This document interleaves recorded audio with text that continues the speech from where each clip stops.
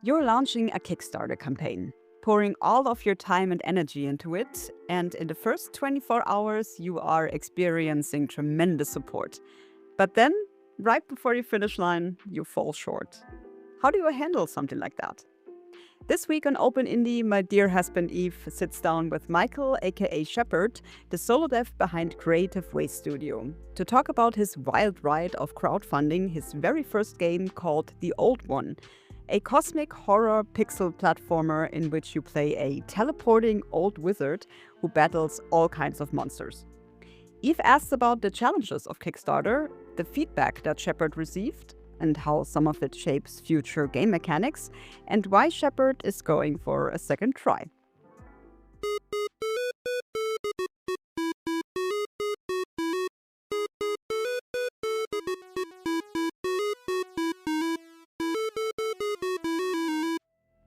My name's Shphrd. I go by Creative Waste on a lot of places online. I've been streaming for about 8 years on Twitch, and last November I decided to start making my own game. It's called The Old One. It's a 2D cosmic horror inspired pixel art platformer where you play an old wizard with bad knees, so you teleport in order to move around the platforms because he does not have the time to jump. How do you feel about the current state of your game? Good. So we ran a Kickstarter. It was the first Kickstarter I've ever done. And when it launched, I had no idea what to expect. Like I was sitting there reading a bunch of stuff and like watching a bunch of videos about Kickstarter. And they're like, oh, just aim low and try to hit that goal and then you'll probably exceed it. And so I kind of went that route and set a goal for $10,000. And we raised 60% of it, which I didn't expect to raise more than $500. I was like, my friends will back the project, obviously. But besides that, like strangers don't care about this thing that I'm making. And then we hit $1,800 in the first 24 hours. And then we hit $3,000 in the first week. And then by the end of it, we hit $6,000. And I was just like, oh, people are actually interested in this idea that I have. So after the Kickstarter ended, I pretty much spent the whole Kickstarter just making art on Twitch. I would stream and I'd do pixel art for 4 hours a day, just kind of generating assets, doing backgrounds, concept art, character design, animations, the whole 9 yards, just anything and everything that I could make. Because I was like, okay, after the Kickstarter ends successfully or unsuccessfully, I want to jump into this, jump right back into Game Maker and start building the game. So I need this library of assets so that way I don't have to be like, oh, I have to go draw that thing, or oh, I have to go do that animation and I have to do this and this and this. So I was like, I'm going to go ahead and get all this stuff done now when all I'm doing is promoting the game. So I might as well be streaming for hours just drawing. Like people like watching that. I have a lot of good interaction and the channel grew quite a bit. Like I've been streaming for 8 years and average viewers is like 10. Like I just never get a lot. I have ADHD. When I stream games, I don't stream the same game twice most of the time. So like, I don't get people that are like really invested in the game that I'm playing because I'm probably not going to play it again. But sitting there and streaming art, like I was getting average of like 20 to 25 viewers a stream and having people stick around for the whole 5 hours and chat the whole time. And I was like, this is a really weird feeling. Yeah, but cool to see that you're attracting so many people who like to see what you're creating. Yeah, no, it definitely helped because like I don't know, I mean, for better or worse, I don't really know what I'm doing. I started game design in November. Like I have 10 years of experience as a graphic designer. I got laid off last June and just kind of wanted to do something different, wanted to do something that I felt good about and that I could build for other people to enjoy. And so in November, I was like, you know what? Here we go. I'm going to learn Game Maker. I'm going to learn Sprite. I'm going to learn how to make music in Reaper. I'm going to learn all these things and start building a game. Talking about your game, I know you're still in the creative process of creating all of the assets and finding out what to do. But in general, you were kind enough to give me a demo of your game, The Old One. Is this the direction you're going for? So 2D platformer with an old guy who can jump but teleports? Yes. So that was one of the biggest things for me, and kind of comes back to my 10 years of experience as a graphic designer and doing project management and stuff, I was like, I need a solid scope. Before I do anything, I need to make a decision and commit to it. That way I can actually finish this thing. Because if I don't do that, who knows what it would end up and where I would be. There's definitely been times where there's been whispers in my ear of like, oh, maybe this should be like a turn-based adventure game instead, where it's like a party. I'm like, no, stop it. You're making a platformer. Focus on this thing. Don't do anything else. Because I have a bunch of friends that play tabletop games. I have friends that are like making their own tabletop systems. And I was like, oh, I could incorporate those ideas into this. And I was like, stop it. None of that right now. We could do that later. So yeah, definitely this is the goal. Is going to be a 2D platformer. You teleport to move around. I kind of enjoy the idea of like subverting the expectations of a normal platformer. And I've found in having people play it that it also kind of softens the blow of it being my first game, as it already subverts an expectation. So then everything else is like, oh, well, it's okay that this doesn't quite feel the way I expected it to feel, because it's not a conventional direction from the get-go. Playing it, I thought you had quite a few kernels of cool ideas in there. So especially I like the teleporting mechanic, because typically you think jump and run, you have to be very precise with your platforming. But the guy we are playing as, he already is a seasoned wizard or old guy. He doesn't jump anymore. He just teleports everywhere. He's like, oh, the platform up there? Yeah, boom, I'm up there. Like, that is not something I need to think about. That idea I found very charming, and also the overall setting. And as you mentioned before, since you already had a career as a graphics designer, the overall art style of the game is really beautiful. Thank you. Why did you settle on 2D platformer? Was there any particular reason, any inspiration you had, or do you particularly like 2D platformers? I genuinely like 2D platformers.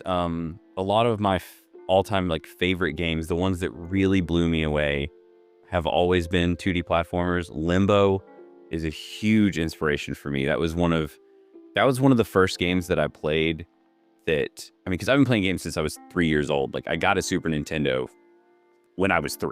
So I've been in it. I've been playing Earthworm Jim my entire life. Like, I love the Donkey Kong games, Mario, Another World, or Out of This World, depending on where you were when that released. So yeah, I've always kind of been drawn to 2D platformers. Definitely this idea of giving not as little information as possible, but giving your player small bits of information and letting their brain fill in the details, and that still being a compelling environment to explore a world. The environment already has this thick atmosphere, so it's quite interesting to see in which direction you are going, and what we will see in the finished game when you're done with it. Yeah, and hopefully the atmosphere will get a lot thicker. I'm learning how to add fog and other particle effects to GameMaker, and then I'm going to learn how to build a lighting system as well. So like everything that is seen art-wise is going to be a lot heavier in the final game, which I'm really excited about. I'm super excited to see the art I'm creating now with additional layers on top of it that kind of I wasn't able to achieve within the pixel art program I was using. Is there already a feature that you're very proud of, or something you say that's going to stay indefinitely? Yes, absolutely. So the version of the game that you played had a combat system that was a little bit different from the way the combat system works now. That was one of the reasons why after the Kickstarter was done, I deleted everything. Not deleted everything, but started a new project. No, I just formatted my hard drive, like Burnt the PC, yeah. Had to reinstall Steam, yeah. Had to buy a new graphics card, and it was awful.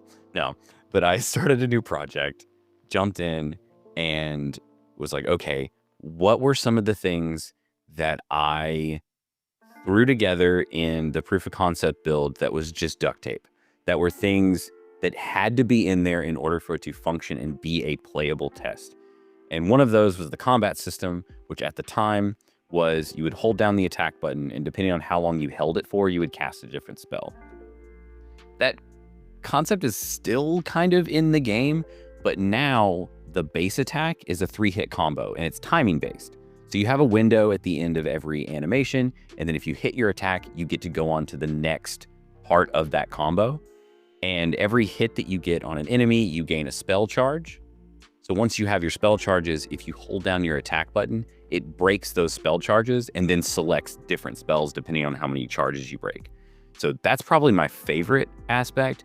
It's still the simplicity of the first combat system, but it feels a lot better now. There's a lot more action on the player's end. Instead of just holding a button and waiting for something to happen, you're building up this resource and then spending it in order to cast different spells. Instead of like going through a menu and you're like, hold left bumper, hit right 2 times, and then hit B. It's just like, you're just holding down your attack. You set 3 of them. Those are the things you use. Sounds like you're encouraging timing-based things in the game.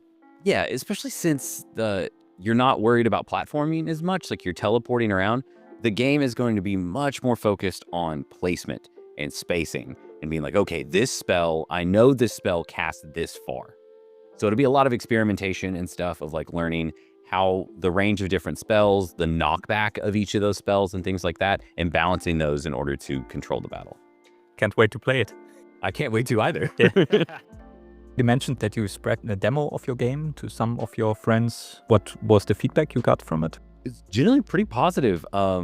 Everyone immediately connected with, like you said, like the teleporting mechanic is a really nice way to move around the world. You get in a really good rhythm with it, and especially when you start learning the quirks of like different things that you can do that may or may not have been intentional with the way I designed the teleport system. A lot of it was just the jank of me not 100% knowing how to limit the powers of the player. Like I had to add teleport charges in because when I first added the teleport system, you could just press teleport and just go.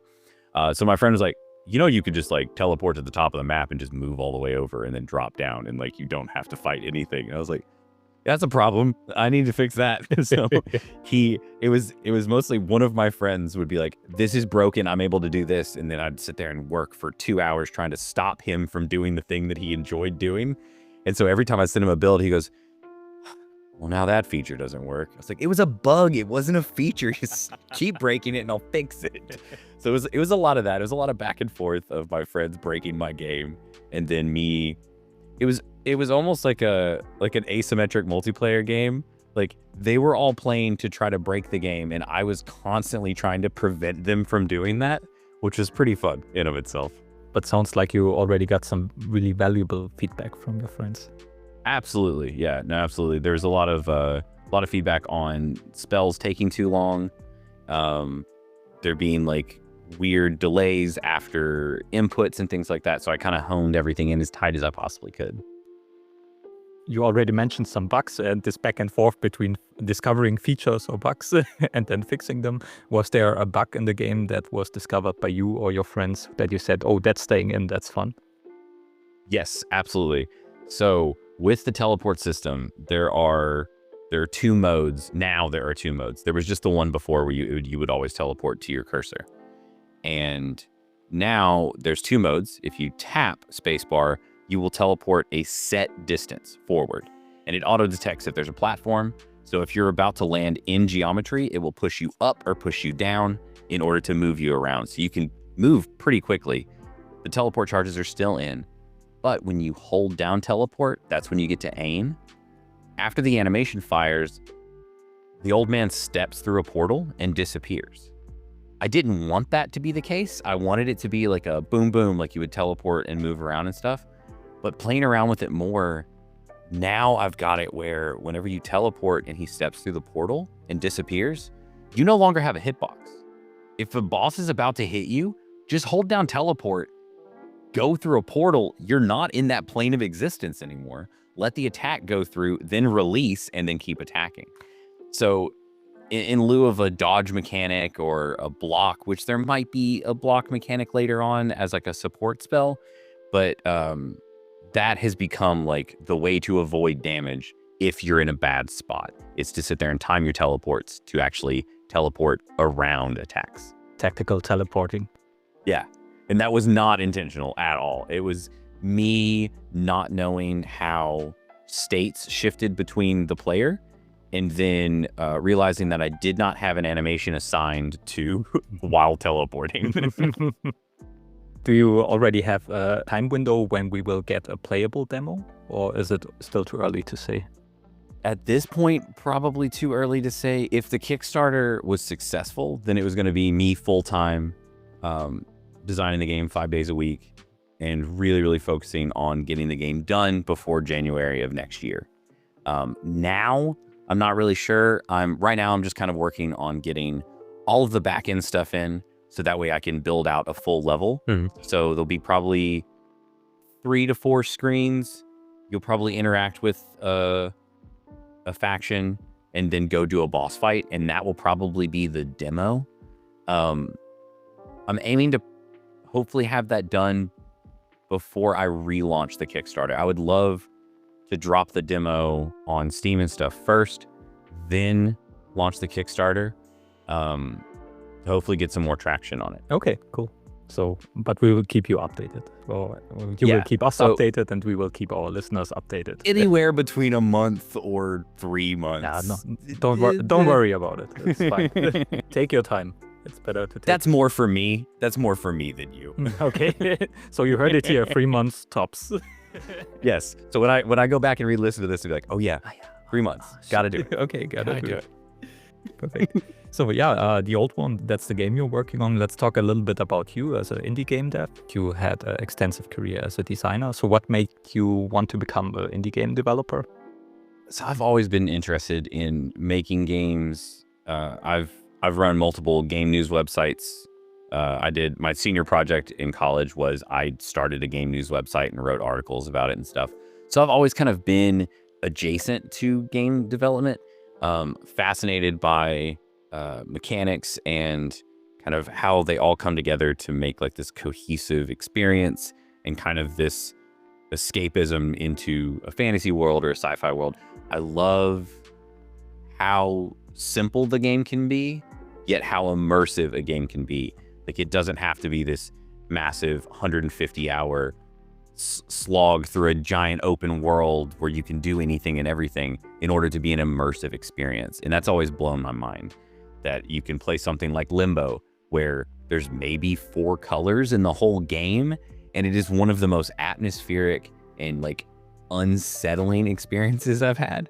So yeah, definitely kind of wanting to chase that, wanting to make something impactful more than anything, especially after 10 years of making web banners and like emails, and just I'm really tired of making things for other people, and I really wanted to make something for myself that felt good. Beautiful answer. What moment in your journey as a game developer will you always remember? Probably the day I launched the Kickstarter. I did a 12-hour live stream. The plan, which I'm in my 30s, I'm 34, and my plan was I'm going to do a 12-hour stream followed by another 12-hour stream the next evening. Wow, ambitious. 10, with 2 kids. Yeah. 10 hours into the first stream, I was like, I am not doing the second 12-hour stream. That's a bad idea. So kind of in that time of launching the Kickstarter and doing the 12-hour live stream and kind of interacting with people and seeing like people actually backing the game and getting excited. And I was just sitting there talking about the game while playing games that inspired me to make games. And there'd be people that are like, oh, this is awesome, I love this idea. And they'd donate for the early backer for just a copy of the game. And then they'd hang around the stream for an hour, and then they'd be like, oh, I just upped my backing. I went to this like next tier, and I went to this next tier. And definitely one of the most wild experiences was there was a tier in the Kickstarter that for $200, I would work with you to like add you to the game as an NPC. And I was like, this is wild. Like, who's gonna back that? Like, I haven't made a game before. Like, what is this? And then it sold out like a week and a half in. And I was just like, oh, people do want to be in the game. That's so cool. And it started some really awesome conversations with people in kind of asking, in the context of the world that I was building, how they wanted to be incorporated into the game, what aspects of themselves they wanted to be mirrored.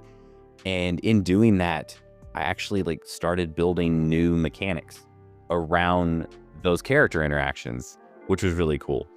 Well, do you have an example? Yeah, no, absolutely. So one of my good friends of the stream donated and was like, hey, I would like my partner and I to be included in the game as the lover's card. So another aspect of the game, with it being kind of a occult eldritch horror adventure, is there are going to be collectible tarot cards of just like the major tarot cards in the game. And one of the backer rewards was a physical tarot deck.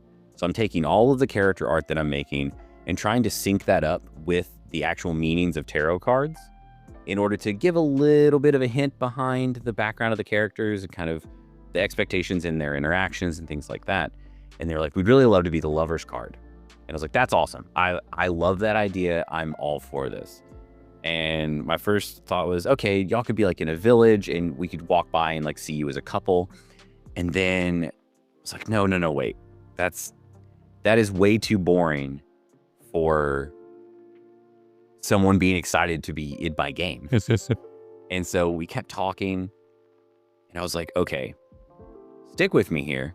What if y'all were two sentient statues? And they were just like, I'm intrigued. And I was like, okay, imagine you're walking through a desert and you come across these two statues that are far apart from each other, and kind of equidistant in the middle of those, there's a locked door. And as you go up to the first statue, it's kind of these like weird ramblings of like a consciousness being stuck in a stone statue, not really knowing what's real and what's not, and just kind of rambling about like a past relationship type of thing. And then when you go find the other one, they're kind of doing the same kind of rambling. And I haven't built this part out yet, but through a series of puzzle mechanics, you will move the two statues closer until they meet at the door. And when they meet at the door, they'll have a little bit of dialogue and the doors will open, and then you'll get the collectible card. So the card being collectible within the game wasn't really part of my plan until talking to them about them wanting to be in the game. And then I was like, oh, this is a really interesting way to do a puzzle. And then I was like, oh, that's how I'm going to hide the collectible cards, is behind these little puzzle interactions that are kind of these like kind of sweet character moments within the context of a much darker, much grimmer world. And yeah, so that actually spawned like me starting to work with other mechanics and trying to figure out how to hide other cards throughout the world. Well, I absolutely love the idea that you actually talk to the people and try to figure out, okay, how can I include you in my game, and from then there spawn something that's really characteristic for them as well. So, so I need to get a budget for our podcast so we can also be in the game, so I can back you. Yeah. What's the best part of developing your game? Making something work. And I guess the best example of that is, it was last week. I was streaming. So last week was the first week that I jumped back into Game Maker. So for the people that like didn't come by every stream, it was kind of a shock to them of like, oh, you're not drawing today? I'm like, nope, I'm coding. This is it for the next little bit. I'm coding. So we were sitting there messing around with things, and I was like, okay, I really want to go ahead and build a screen shake system. That way, whenever an attack hits an enemy, the screen shakes a little bit, and there's a little bit of impact. It'll just make my process of testing the game as I build it a little more enjoyable, that like some of the final touches are already in. And so I was like, okay, build a screen shake system. That's super easy, right?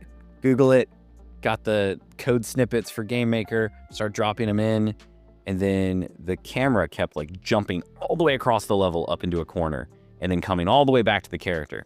I was like, that shouldn't happen. That's weird. 3.5 hours later, I stopped using the camera system that I was using that's built into GameMaker and ended up coding my own camera system because it just wasn't working. And then got the screen shake to work. Nice. And everyone in chat was like, we did it. We have screen shake. And it was just this really funny moment of, oh my God, I just spent 3.5 hours to make the screen go. But still, you managed to do it. Imagine you've spent 3.5 hours and couldn't make it shake. Oh, yeah, I don't know. That would have been defeating for sure. And I've done that before with coding, obviously. There's some times that I'm like, you know what? This is a problem for future me. I don't care that it's broken right now. Yeah. But no, it was really nice setting out to solve a problem, creating 5 other problems in the process, and then solving all of them in one fell swoop and actually like making it function. Yeah, cool. So that's the cool part about developing your own game. And what would you say is the most challenging one? Most challenging one is definitely, especially for me, I don't have a huge base of coding knowledge. This is all pretty new to me. It's me watching a lot of YouTube videos and talking to my friends that are professional coders.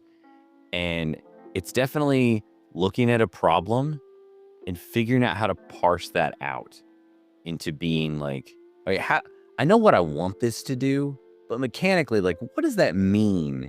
Because like today, for instance, I actually right before the podcast, I was working on the combo system. And one of the things that I wanted to do, like I said earlier, was that whenever you hit, you get a little spell charge. And you can get up to 3 spell charges, and then that will later allow you to cast more interesting spells by breaking them. And I was like, okay, I need, whenever I hit something, for it to give me a spell charge. And then I need that to be a maximum of 3. But every like 20 seconds, I want one of those to go away. It's like, but how do I, so then I was like, okay, so now I have to make it where whenever I hit it, it starts the timer, because what was happening was the timer was just running constantly and resetting when it got to 0. So sometimes you would hit and you'd have a half a second in the spell charge and it would just go away. And I was like, whoa. Where did you go? Like, what is going on? So I was sitting there having to break down in my head. I was like, I just need to make a 20-second timer and then make it a spell charge show up every time. And I was like, no, I need it to reset every time there's a spell charge. And then if there's more than 1 spell charge, only take 1 spell charge away. And it was like, it was this whole problem that in my head was one thing, but ended up being 9 different problems that I had to solve within the context of each other, which is definitely the wild thing about coding, is watching people that are really good at it and being like, oh, you just solved all those problems with like 2 things. Instead of me, I'm using like 15 things to solve 2 problems. Yeah, but that's part of the process, I would say. What helps me extremely in situations like this is when I watch speedruns of professional AAA games and I see how those speedrunners break those games completely open. Oh, absolutely. So if you could send a message back in time when you started developing games, what would it be? I'm really happy with what I've learned so far, with the people I've been able to talk to and meet. The amount of traction the Kickstarter got, like I definitely got to a point at the end of the Kickstarter where I was like, okay, this isn't going to make the goal. And it was a relief in a way. So it was like, okay, now I can focus on other things for a second instead of my entire brain being like, okay, if this is successful, like I've got to do it. Like I've got to commit and I've got to figure out how to push through this. And now that I've got that little bit of cushion and I know the stress that comes along with that, I'm way better prepared to relaunch the Kickstarter later and already have some of those ideas in place. So yeah, kind of just do what you're doing. Keep doing it. Keep doing it. You'll have fun. You'll meet cool people. That's wonderful advice as well. Yeah, talking about your Kickstarter, you already mentioned what you would do differently next time around. So when you relaunch the Kickstarter, is there something else you particularly learned from this first time that you did the Kickstarter that you can share for people who are maybe in the same situation? Not really.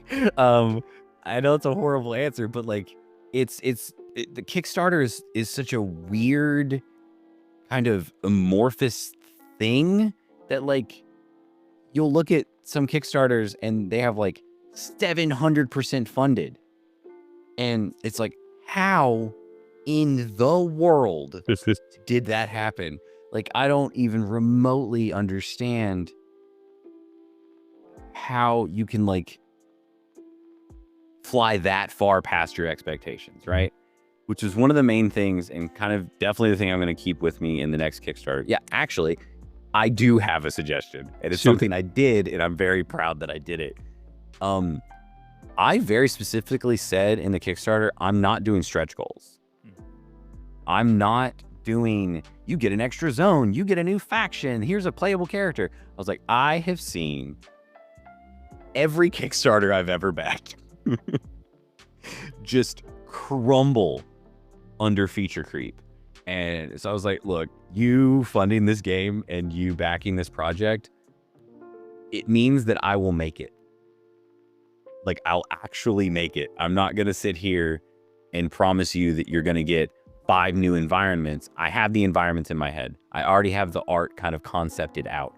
I know how many factions I want in the game. I know how many bosses I want in the game. I'm sticking to that. I can release an update with more stuff in it later. That's fine. But for the release, you need a focused thing that you're like, this is achievable. And not to crumble under the pressure of like, oh, well, if people give this, then I have to. No, you don't. They backed it. If they backed it at a tier and there's a thing in that tier, yes, you owe them that. Apart from that, you don't owe them anything. They decided to back your game. Take that and go with it. That's very good advice. So have a clear goal in mind, stick to it, and try to fulfill what you promised. So Shphrd, you're a solo dev. Yes. How did you come up with the name for your studio, Creative Waste Studio? Is there a story behind that? Yeah, it goes back to the previous time that I got laid off. It's very much a self-deprecating joke of me just being burnt out and frustrated that like I feel like and this is really an indie like 9-to-5 regular day job type of thing. We expend so much energy for the gain of someone else and then don't have any of that energy to focus on ourselves. And so it was really like, oh yeah, this is all a creative waste. Like, I am a creative waste. Not saying that like I have this incredible artistic vision and like, if only I had the time, I could make the next Sistine Chapel type of thing. But it was just like, I feel like the industry that I'm in just wastes creative thought. And to the point where, I mean, working for clients and you come up with these really clever and really cool ideas, you're like, hey, this is really awesome. I highly suggest doing this. It's something that like your competition isn't doing. And then they'd go, yeah, but you know that like flyer that we've done 150 times, let's just do that instead. And then it's just, you get so deflated because you're like, but this great idea, why don't you use it? Yeah. And so yeah, it just comes from that pretty much. Clients, yeah. I can relate. I worked as an engineer for 10 years also with client services, and you give your best to offer some solutions. So, but then the client comes away and says, no, that sounds okay, but let's do the other thing completely different. And you're like, no, why? Yeah, like I know you're the expert and it sounds like you really have this thought out, but like someone was walking down the hallway a second ago and just said, why don't we add wings to it? So let's just do that instead. And you're just like, I want to jump in a trash can.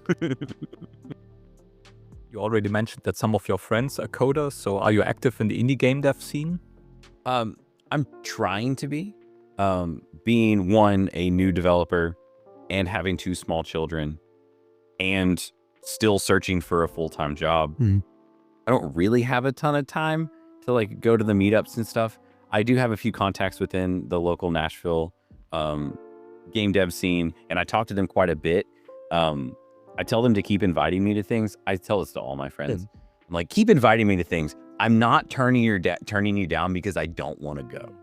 It's just I can't right now. If it ever ends up where it's like, actually, yeah, I don't have anything on this day, I promise I will be there for like the game dev meetup, and I'll hang out. We'll have some beers. We'll talk about game dev stuff.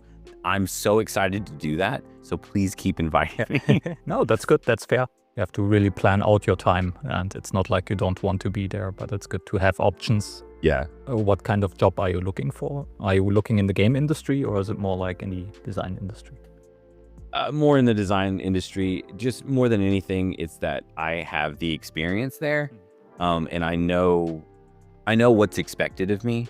Now, I would absolutely love to like work for an indie studio doing pixel art for a game or something. That would be incredible. But I've only been doing this since November, and especially the gaming industry right now is kind of imploding on itself. True. So like, as much as I want to follow that path, I also need to like balance out helping pay bills. Yeah, those pesky So bills it's can relate. yeah, it's more of a realistic expectation right now of like, this is what I need to focus on in order to be able to shift my focus later. So yeah, just applying for graphic design jobs and continuing to work on the game while I'm applying for those jobs. Yeah. Makes total sense. So, but still, we have a small listenership. But if there's someone who's looking for a very talented graphic designer, just hit us up and we will give the contact over. Yeah, that would be incredible. Who knows? Yeah, cool. So in general, before we end our talk, what's the overall vision for your game, the old one that you're making? So when you release it, what would be your dream scenario?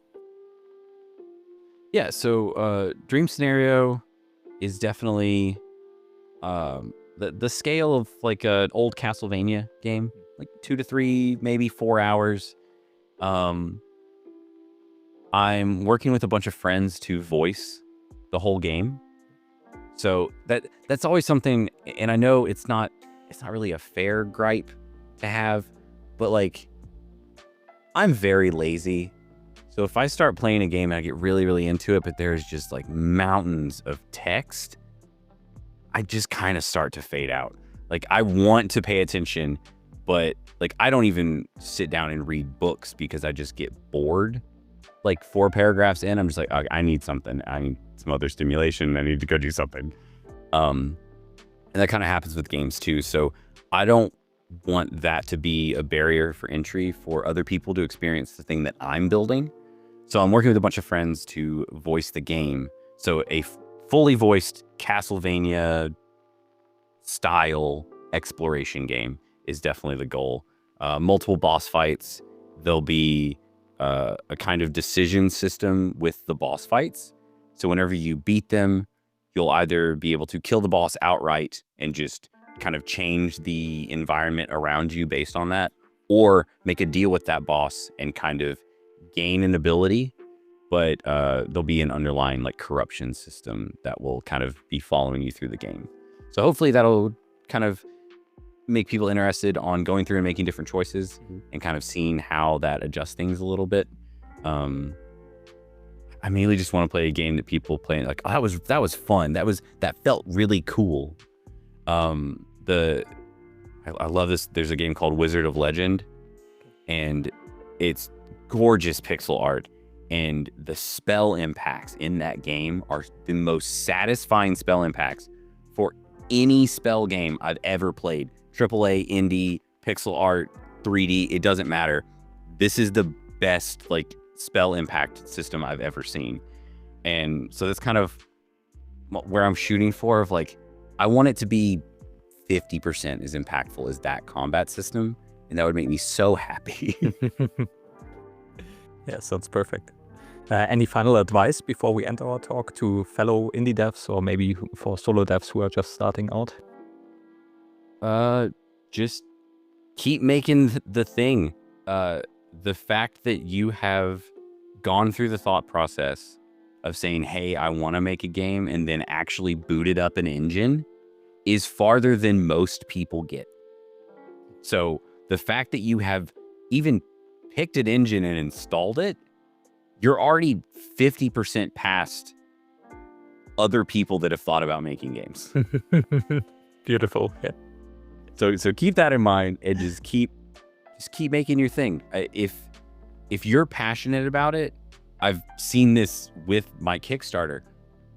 People will feed off of that, and it's really this like cyclical thing of I'm really excited about what I'm making. I talk to people about the thing I'm making, and then they get excited about it and share it with other people, and it just kind of ballooned way more than I ever expected it to. So just believe in your idea. People will think it's cool if you care about it. And I think the idea of your game is really cool, and we'll do our best to support you as best as we can with it. In the future, can't wait for you to relaunch the Kickstarter, and we'll definitely also get in there to show our support as much as we can.